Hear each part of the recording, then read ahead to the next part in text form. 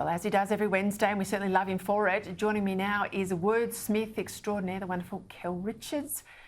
Kel, you're probably the most popular person I have on the show all week. I get inundated with things to give you, and then after you tell us your wisdom, I get inundated with people wanting to dispute it or agree with you. A case in point, last week's discussion of the word bogan. Give us an update. Okay, well, last week we said that the linguists, the experts, don't know where it came from. And a lot of people came up with, I got flooded with emails as well as you, with ideas that might have come from here, it might have come from there. So I did some more digging. I talked to the wonderful Mark Gwynn at the Australian National Dictionary Centre. Now, what the dictionaries do, Peter, is they try to find the earliest appearance in print of a word, because that tells them where it started and when it started, and it might give them a clue as to how it got started. Now, just a few years ago, Bruce Moore, brilliant Australian lexicographer, published a paper in which he tracked bogan down to Melbourne, and Melbourne in 1984. Aha. Yes, so for a while, don't get too excited because Melbourne loses it again in a minute. But it belonged to Melbourne for a while. It's in a humorous article in a Xavier College publication in 1984. But then they found a quotation from Western Australia in 1983. So they thought, no, it's a WA word. Now, research continues. So we're starting to track down when and where it came from. But what caused it? What was the origination of it? One of your viewers came up with a brilliant idea and said, could it come from Henry Lawson? Because Lawson wrote about characters called Bogan Bill and One-Eyed Bogan. Now, the problem with that is the dates. Lawson died in 1922, so how can he be the source for something that turns up in the language in 1983? The really clever Mark Gwynn came up with a good suggestion. He said, the ABC dramatised the works of Lawson, series called Lawson's Mates, in 1980.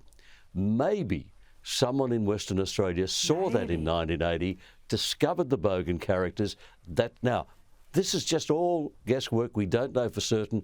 Amanda Lorgeson, the head of the Australian National Dictionary, said is rewriting the entry on it at the moment as we speak.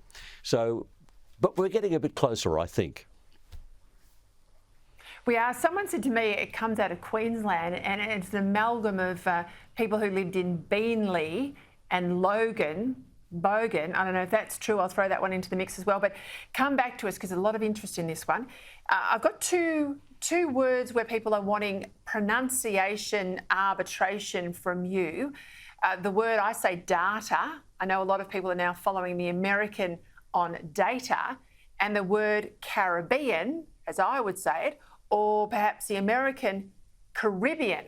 Give us a sense of both of those, Kel. Okay, with the first one, I always thought that data was American, data was British, but the Oxford English Dictionary has done a lot of research and they discovered data is as common as data in Great Britain. So they're saying both pronunciations now exist both sides of the Atlantic. We don't know how, it's Latin expression. We don't know how they said it in the days of the Roman Empire because they foolishly failed to invent sound recording, didn't they? So we've got no idea how they pronounced it. Consequently, they've come to the conclusion either data or data, there is no correct pronunciation. Take what you like. The other one is interesting.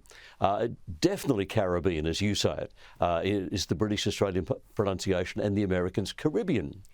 But the odd thing is the Americans are not thrown by the British pronunciation. Back in 1960, there was a songwriter named Mitchell Torrick who wrote a song down in the Caribbean. It's not a dream you're seeing when you glimpse the lady with the charms, which used the British pronunciation in an American pop song and didn't bother them at all. So, but I think in Australia, do not say Caribbean. It's really not Caribbean here. So let's stick to what you're saying. That's correct, Peter.